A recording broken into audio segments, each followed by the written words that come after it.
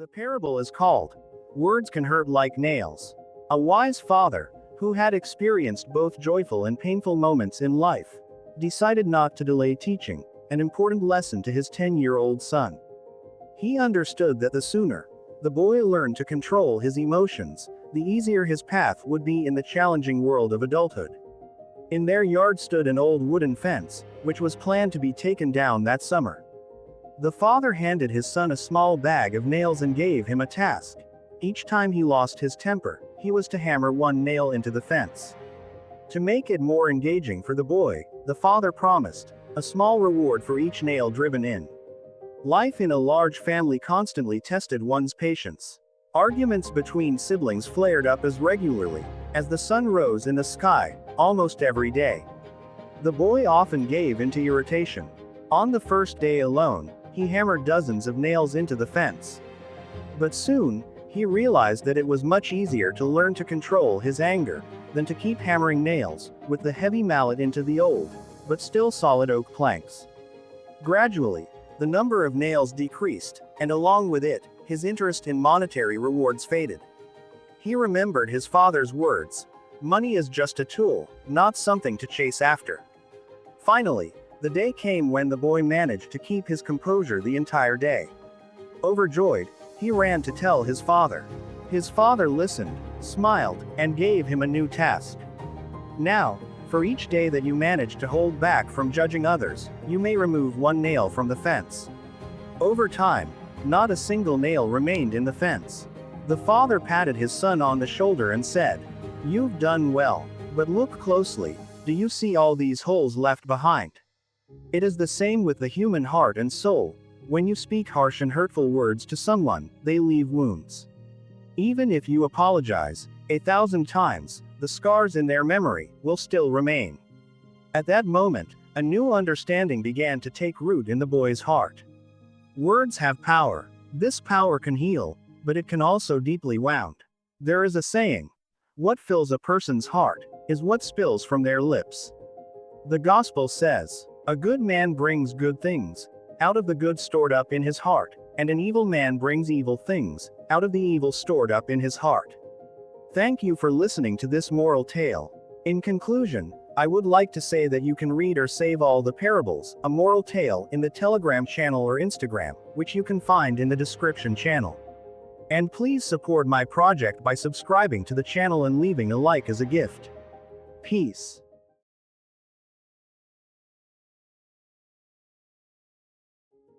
Parable called, "Footprints in the Sand." One night, a man had a remarkable dream. It seemed that he was walking along a warm, sandy shoreb, and beside him was the God.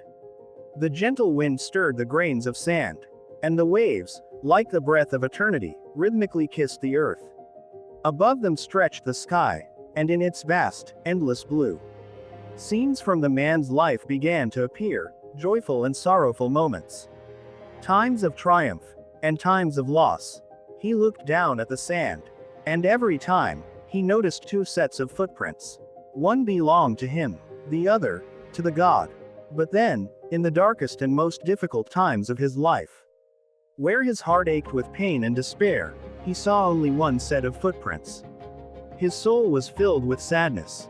With sorrow in his voice, he turned to the God and asked, "My teacher, you always told me, follow me, and I will never leave you. Yet now, I see that during the hardest moments of my life, when my suffering was unbearable, there is only one set of footprints. Why, God, why did you leave me when I needed you most?" Jesus looked at him with infinite love and said, "My dear child, I have never left you. In those moments, when you were on the edge of despair, when your strength was fading, when your heart was overwhelmed with sorrow, it was I who carried you in my arms. As it is written in the 23rd Psalm, even though I walk through the valley of the shadow of death, I will fear no evil, for you are with me. Your rod and your staff, they comfort me." God does not promise that the road will be easy, but He does promise that we will never walk it alone. The only question that remains is this: will a man, deceived by the enemy, choose to walk alone without God, devoting all his time to earthly distractions? mistakenly believing that he can manage everything by himself. Thank you for listening to this moral tale. In conclusion, I would like to say that you can read or save all the parables, a moral tale, in the Telegram channel or Instagram, which you can find in the description channel. And please support my project by subscribing to the channel and leaving a like as a gift. Peace.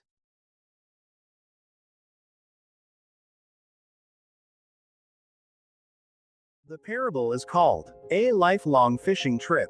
A father and son often went fishing on a lake near their home. For the boy, it was just a peaceful pastime. But for the wise father, it was a chance to speak to his son's soul, lessons that couldn't be shared in the bustle of everyday life. As they sat in the boat, watching the rippling water, the father opened a box of bait and said, "See, son, different fish go for different bait. Some bite at bread, others at sweet mash, and the biggest ones fall for the smallest worms. Some fish are reckless, while others are cautious." The son watched intently as his father carefully chose the bait. People are the same. The father continued. Some chase after wealth, others crave power and recognition.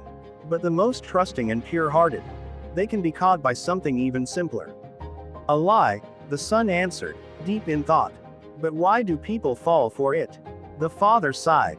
Because the devil, like an experienced fisherman, knows exactly what bait will tempt each soul. He has studied human nature for thousands of years.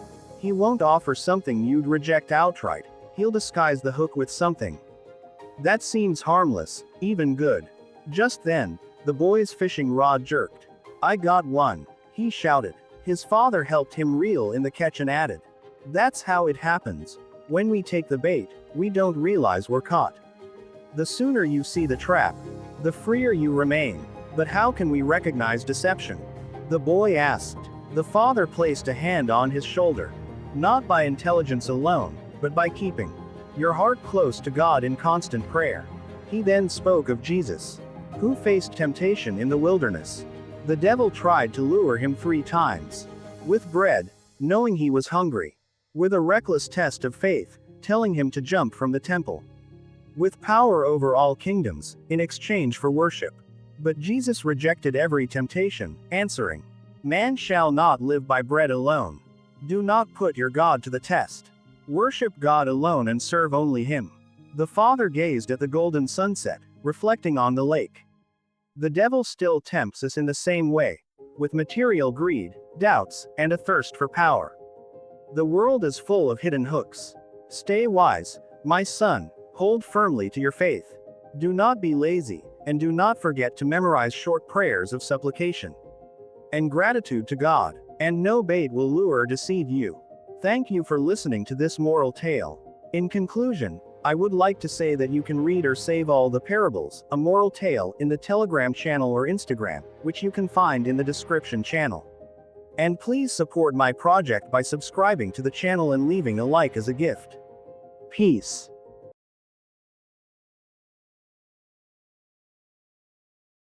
A parable called, Sings Beautifully, Strength in Simplicity.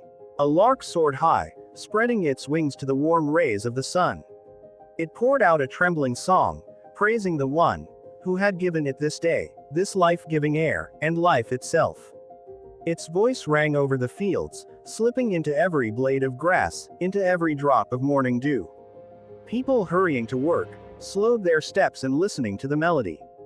They lifted their heads, gazing at the tiny speck of sound in the sky, marveling. Such a small bird, and yet it sings so loudly and freely. But the lark, circling above them, looked down and marveled as well. Such great, strong beings. The very crown of God's creation. And yet, they sing so quietly. How strange. The little bird could not understand. Did humans not have reasons to rejoice? Were they not given far greater strength, possibilities, and wisdom? Were they not the ones who could create and love, dream and give thanks? Then why did their voices so rarely sound with joy and admiration? In this parable, people wonder how such a small bird can sing so loudly, yet they do not notice that, with all their human gifts, they remain silent. Asterisk. This story reflects a common truth. We often underestimate our own abilities. We compare ourselves to others, diminishing our own worth. The lark is not afraid to be heard. It does not sing because it has the loudest voice. It sings because its heart is full of gratitude. It is not ashamed to rejoice and to share its joy with the world. Many people, even those with a loud voice in society, fear expressing their thoughts, their feelings, their joy. This parable reminds us of the importance of self-expression and confidence. It teaches us to thank the Lord for simple things. The air we breathe, the sun that shines upon us, the very gift of life. A wise man once said, "Strength lies in simplicity." Do not be afraid to express your joy and gratitude. Use your voice, your talents, and your opportunities without diminishing your own significance. Be like the bird lark. Each morning, as a new day dawns, choose the right notes. And begin your beautiful song, no matter what. For the more gratitude fills our hearts, the brighter our song resounds, both in the world and before God. Thank you for listening to this moral tale.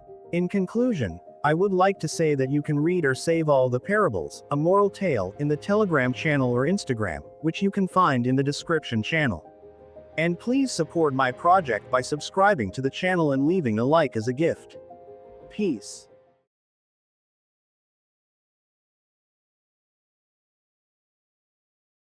The parable is called, "Not Born to Imitate."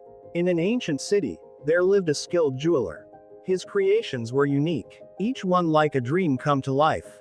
He worked meticulously, with deep thought and patience. One day, an influential man came to him and said, "You spend too much time on details. Do as other craftsmen do, faster, simpler, and cheaper."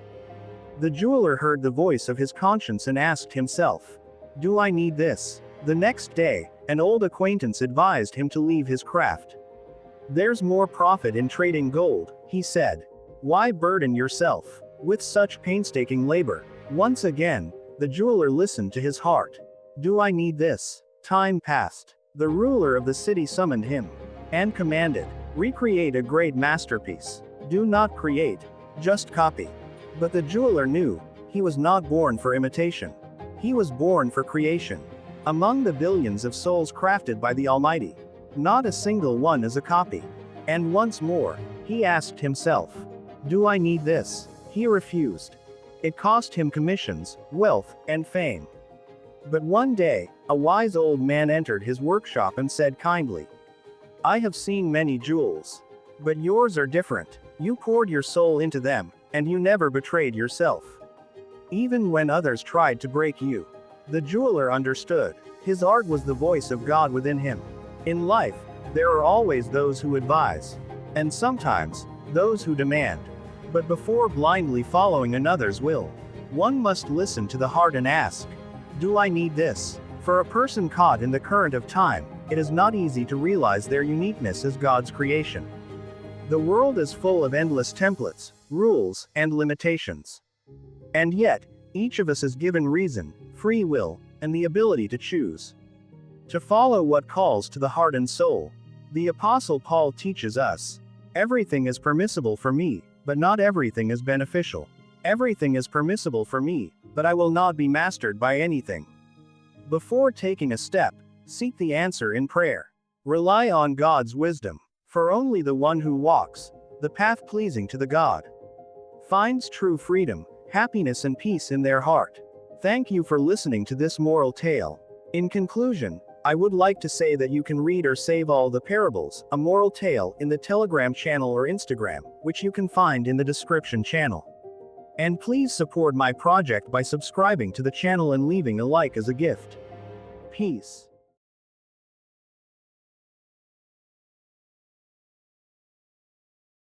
The parable is called, "The Kind Mentor."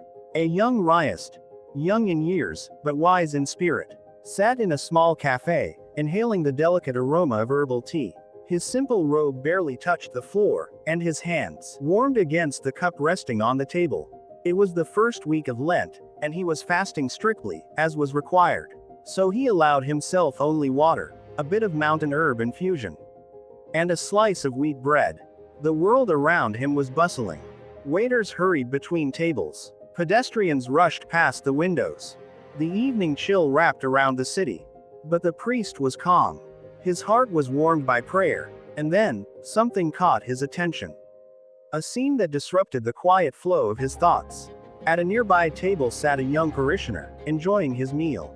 And not the kind of meal one should have during the first week of Lent. The rich aroma of the dish gave him away. The priest's gaze lingered on the young man. He knew him, had seen him in church. Their eyes had met before. But now, it was clear, the temptations of the world had won him over. The young man noticed the priest's look. Yet he did not turn away. Instead, he smiled and greeted him. "I hope I haven't shocked you, Father." The priest smiled gently in return. He studied the young man for a moment, then said softly, "I suppose you simply forgot that today is a day of fasting and restraint." No, I remember perfectly well." "Then perhaps you are ill. Sometimes doctors forbid strict fasting." "Not at all, Father. I feel just fine." The priest was silent for a moment. He could have rebuked him, could have called out his weakness, his indifference. But what good would that do? Reproach only builds defense. But love, and humility, can awaken the conscience. He whispered a short prayer. Then looking up to heaven, he gently said, "What a fine example the younger generation sets for us." And after a pause, he added, "Glory to you, O God." This young man would rather admit his fault than tell a lie. The young man froze. He had expected anger, condemnation. Instead, he received a blessing. Looking into the eyes of his kind mentor, he suddenly understood. Before him stood not a judge. Before him stood a father. A father who loved him, no matter what. His heart pounded. He set down his utensils, clasped his hands together, and whispered, "Forgive me, Father." The priest only smiled. The God forgives all who come to him, with an open and loving heart. And on that cold March evening, one man left the cafe no longer the same as when he had entered. Perhaps, from that very moment, his journey of faith had begun.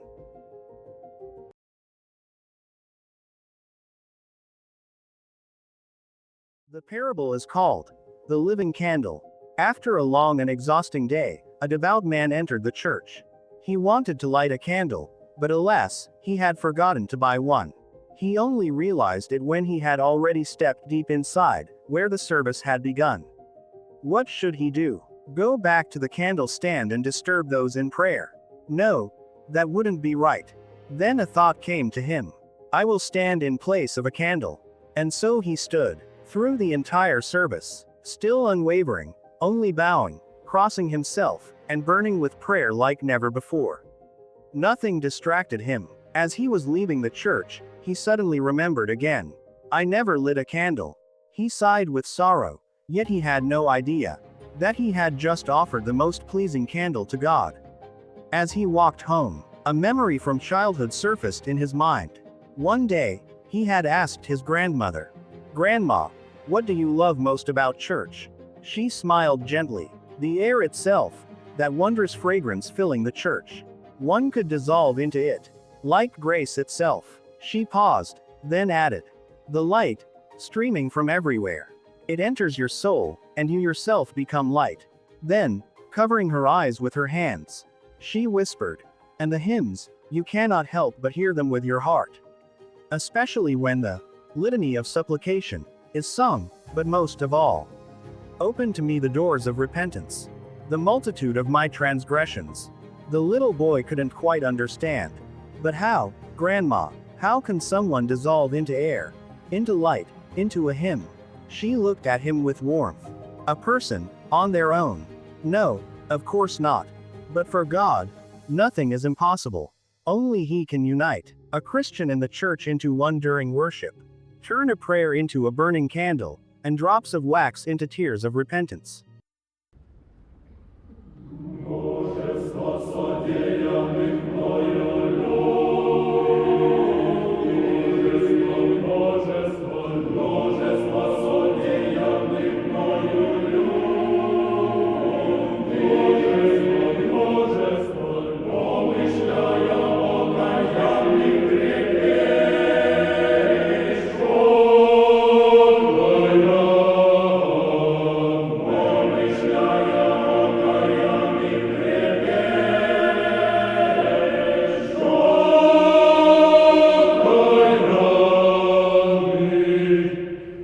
The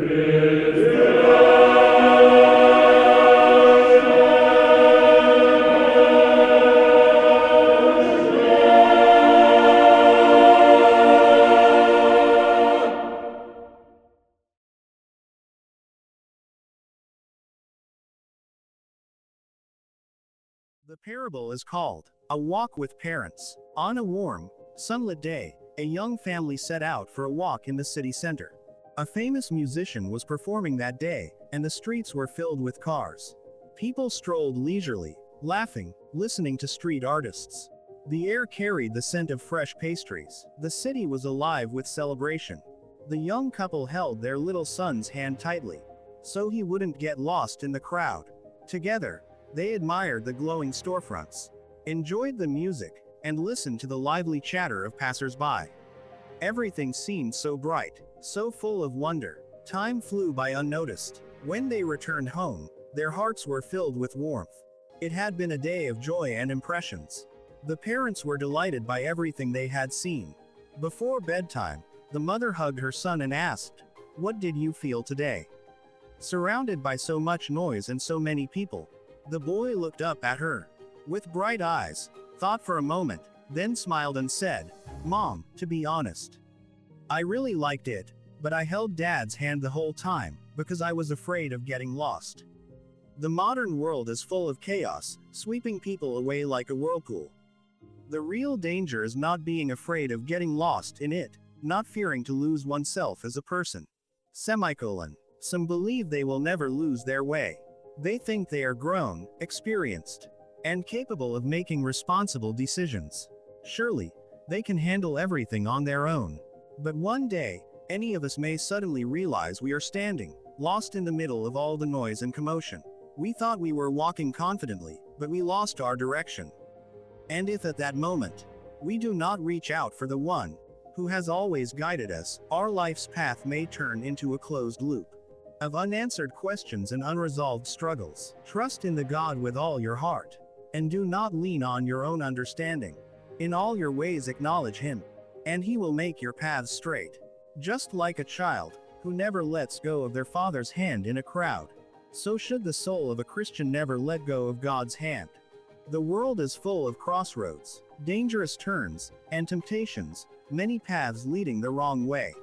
But if we hold on to God and His Word, He will lead us straight, protect us, and keep us from getting lost. The most important thing is to trust Him, and never let go of His saving hand. Thank you for listening to this moral tale. In conclusion, I would like to say that you can read or save all the parables, a moral tale, in the Telegram channel or Instagram, which you can find in the description channel. And please support my project by subscribing to the channel and leaving a like as a gift. Peace.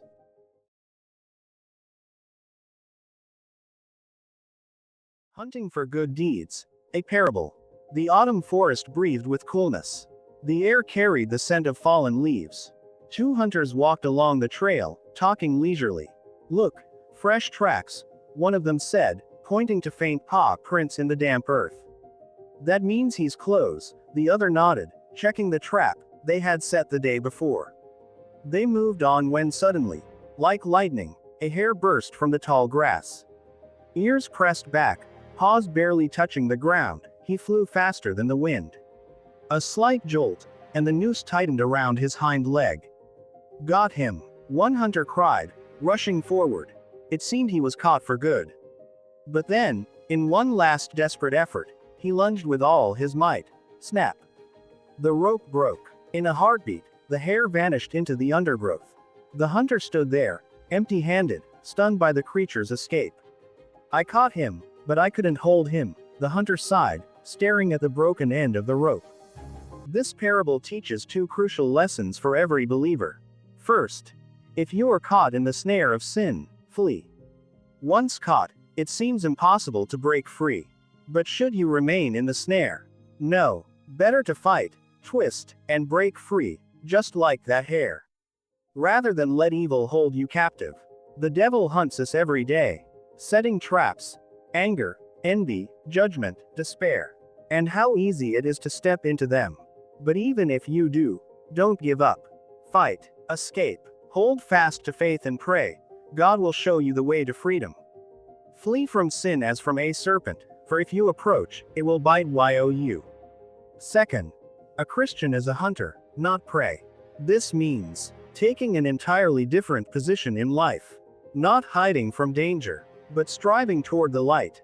What if instead of dreading sin, you started hunting for virtue? Each morning, ask yourself, will I let irritation trap me today?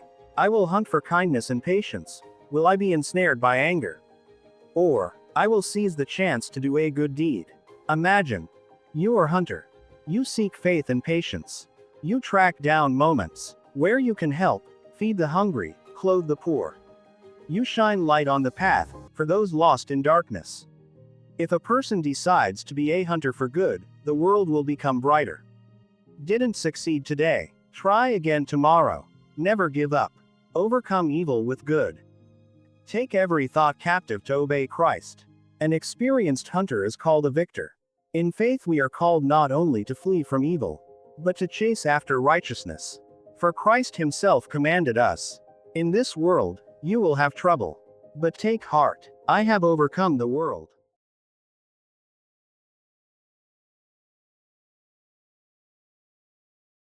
It's too hard, too difficult. A parable. At the edge of a village lay an overgrown field. Once fertile, it was overgrown with thick grass, thorns and weeds. The owner of the field, an elderly, but wise man, knew that his son would be visiting for the summer. A few days after his arrival, the father called him over and said, "My dear, please go and clear our field. It is waiting for someone to give it a second life." When the young man arrived, his mood worsened. The field seemed much larger than before. The weeds clung to his legs, and the thorns scratched at his skin. He felt the weight of an impossible task and thought to himself, "It's too hard and too difficult." Overwhelmed, he lay down on the sun-warmed ground and fell asleep. Day after day, he would come, look at the field, feel powerless, and lie down in the same spot. One day, his father came to check on his work. But everything remained just as overgrown as before. Frowning, he asked, "Why haven't you done anything?" "I wanted to, truly, but seeing how hopeless it all looked, I lost heart. I don't know how to handle such a huge task." His father sat beside him and kindly said, "Don't try to tackle everything at once. Start with a small patch of land. The very spot where you've been resting. Tomorrow, clear the same amount again. And the next day, do the same.